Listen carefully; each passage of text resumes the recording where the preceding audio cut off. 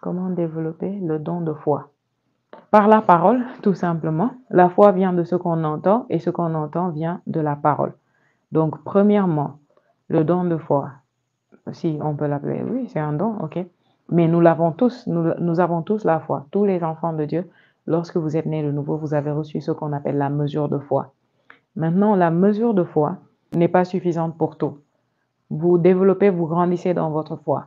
Votre foi doit être forte, elle doit être grande. Donc, il y a la dimension de la foi et il y a la vigueur ou la force de la foi, si je puis l'appeler ainsi. Nous voyons Jésus parler de petite foi, de grande foi, parler de foi faible et de foi forte. Donc, ça nous montre deux types de caractères que la foi porte. La foi doit être grande, elle doit être forte. Comment vous la faites grandir? Par la parole. La foi vient de ce qu'on entend de la parole. OK? Romains 10, verset 17. Comment vous la rendez forte? Par l'exercice, tout simplement. Comment je fais pour rendre mes muscles forts? Par l'exercice. Si je n'arrive pas à soulever des poids, je commence à soulever. Au fur et à mesure que je soulève, ce qui était difficile à soulever pour moi devient facile.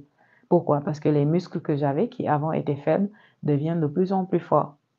Je vais en salle, je cours, hein, je fais des exercices physiques. Et qu'est-ce qui se passe? Je me fortifie. Mes muscles deviennent plus forts, mes os deviennent plus forts, j'arrive à être plus endurante, à supporter beaucoup plus de choses que je n'arrivais pas à supporter auparavant. Donc, c'est aussi simple que ça.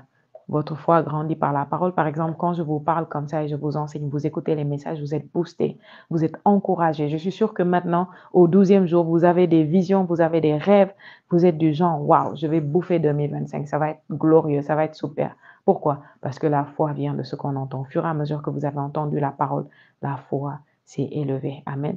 Bien sûr, vous aurez à faire quelque chose pour la maintenir là-bas, parce que je ne serai pas là tous les jours pour parler.